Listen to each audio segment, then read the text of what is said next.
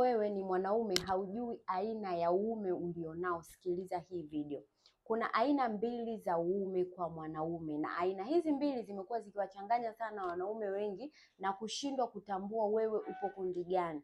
Hujui upo kwenye kundi la kibamia, haujui upo kwenye kundi la kawaida au upo kwenye kundi gani. Sasa hizi zitakutofautisha wewe kujua upo kwenye aina gani ya maumbile. Aina ya kwanza ni maumbile ya grower. Maumbile haya yakiwa yamelala yanakuwa ni madogo, lakini yakisimama yanakuwa ni makubwa. Kwa mwanaume mwenye uume wa aina hii hutakiwi kuongeza kabisa maumbile. Lakini aina ya pili ni uume wa aina ya shower. Uume huu ukiwa umelala unaonekana ni mkubwa, lakini ukisimama unaongezeka ukubwa kidogo. Haya ni maumbile ambayo wanaume wengi sana wanatamani kumiliki au kuwa nayo. Kwa hiyo kama ulikuwa haujui aina ya maumbile yako mpaka sasa hivi, hii video itakusaidia kujua ni namna gani unaweza kuongeza maumbile au kuto kuongeza. Na kama maumbile yako yana tabia kunywea na kusinyaa, kurudi kuwa madogo, aidha kabla ya kufanya tendo la ndoa au baada ya kufanya tendo la ndoa, chukua namba yangu nipigie ili niweze kukupa tiba.